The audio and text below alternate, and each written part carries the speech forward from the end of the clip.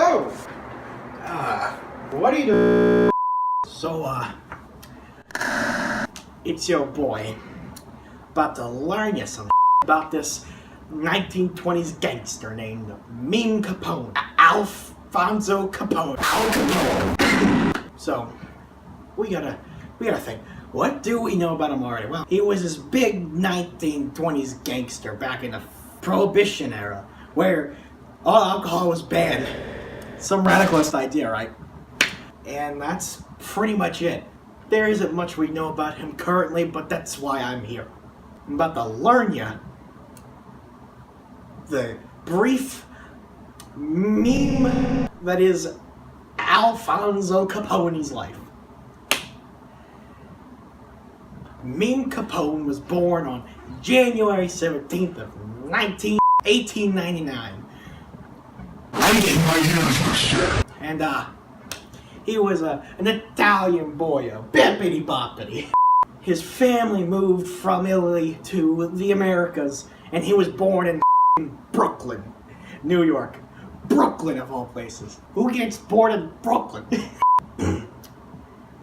He grew up as a lonely boy, one out of 7 children. That's a big family. Born to the parents Teresa and Gabriel Component.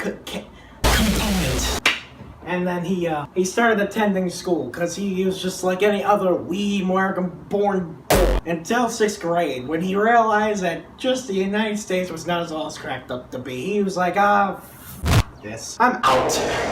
So he quit it at 6th grade, and it was just because he was an Italian boyo. People were like, oh, this is an Italian boy, f off with him, oh, that's gonna get censored. Why do people have to hate on the Italian boy? I mean, you realize this meme came from the Italian boyos and girls? Girls! I wanna die.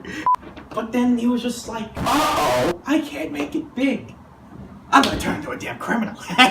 I mean, who wouldn't want to become some 5-star criminal because of something you couldn't control?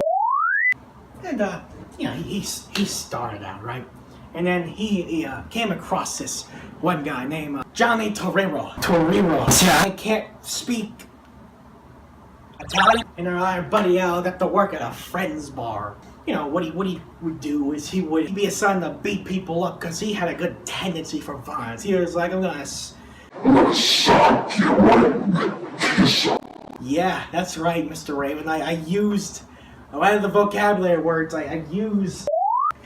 I can't find it right now. I'm pressed for time.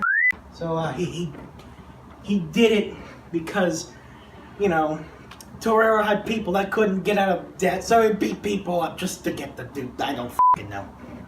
Don't know why he wanted to do that. He just did. Next up, we got his rising to power. He gotta get strong and swole. So in this time when working for Torero, he was getting his mind ready for all the crimes thoughts he was absorbing, because you learn more things outside of school than being in this. Oh, and guess what happened in this time?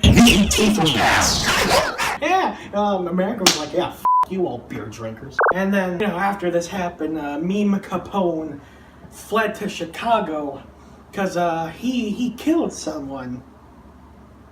So he was escaping murder charges. That's when he joined the 5 Points gang.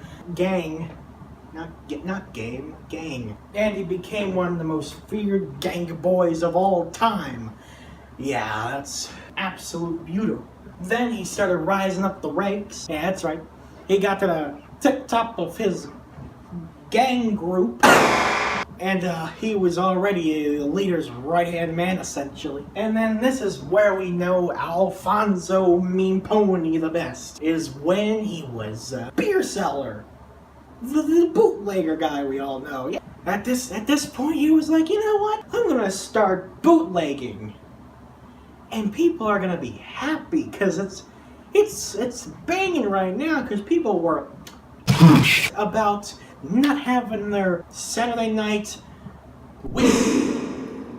so they can die faster. He was very profitable because who wouldn't profit off a tragedy? And then Mean Capone, of course, through this had to protect how he worked by pretty much doing the same thing he's always done. And then and then Mean Capone was like, I gotta protect my shit. And despite all this, despite being known as a criminal, or at least he is one, but people really don't regard him as such, he's like, hey, it's what people need.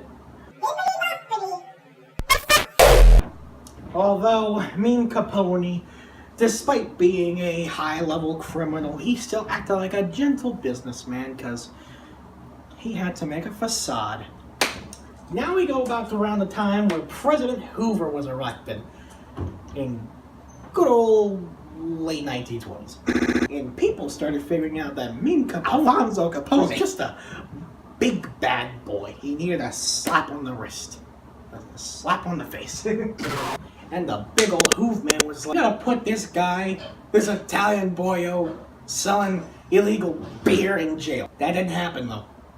Rip. Big boy Al didn't go to jail. He was just more stressed. And at that time, he was even more stressed because of the Great Depression was on the rise. Because people did not know how credit cards work. Someone else is doing that project. The U.S. Treasury got involved because they realized Big Boy Al's tax statements did not match. Oh, and Big Boy Al got syphilis. Oh, and you're probably wondering, what about post-death Al? His legacy still lives on. Chicago still is smuggling operations are way better than they used to be. And I guess he was an inspiring force. As a conclusion to all this, we have a lesson to learn, boys and girls.